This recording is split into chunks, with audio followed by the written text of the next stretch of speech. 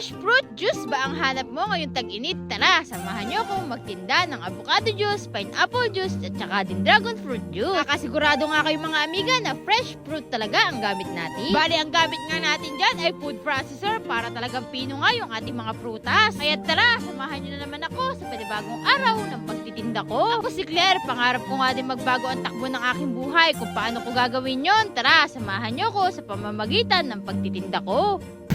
Yo, what's up? Panibagong araw, panibagong pagtitinda na naman. At ito na nga mga amiga, yung ating mga paninda.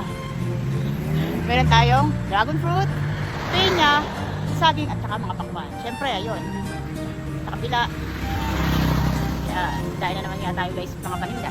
So, bali nag-food processor na nga tayo ng ating mga fresh fruit juice. Available nga natin dito yung ating dragon fruit juice. Melanie na ginawa na nga din natin na fruit juice. At sinama ko na nga din dito mga amiga si pinya ko. Kaya talaga namang itong mga fruit juice natin ay talaga namang napakasasarap at napakatatamis. So bali ito nga yung mga paninda natin ngayong araw na to. Naka-ready na nga din siya at yung mga bibili na nga lang talaga ang iintayin natin. Dahil pangit na nga din yung balat ni Melanie at ayaw na nga din bilhin ng ating mga customer. Kaya ito nga ang ginawa ko. Kala nga nila sira kasi nga yung balat ay pangit nga, pero nung binuksan ko nga mga amiga ay talaga namang napakaganda nga din ng loob. Sabi nga mga amiga, nung pinagbilan ko ay evergreen nga ito. Ito naman ang nangyari nung nahinog siya. Dahil ayaw na nga pansinin si Melanie, kaya ito nga mga amiga, gagawan nga natin ng paraan para nga talaga mabawi natin yung ating puhunan. Isip-isip ko, total nagtitinda naman ako ng mga juices. Why not na gawin ko nga din itong fresh fruit juice? Sa mga oras nga na yan mga amiga, bali pinagtyagaan ko nga sila talagang alisin isa-isa. Talagang nakita nyo naman na talagang isang clicks nga ito.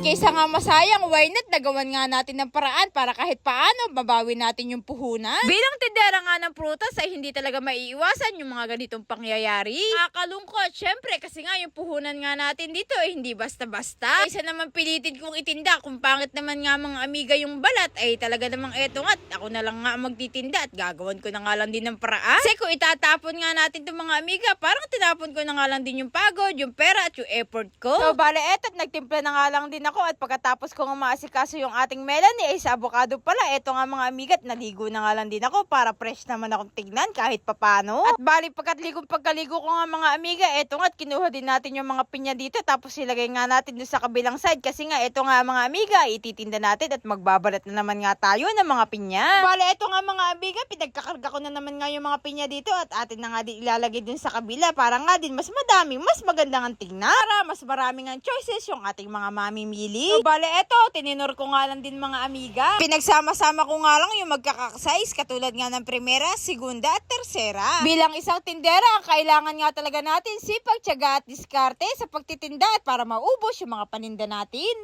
So, eto na naman tayo. Mag-aasin na naman tayo ng ating mga hito. Siyempre, para maalis yung dulas, yung lansa, at eto ang gagawin natin.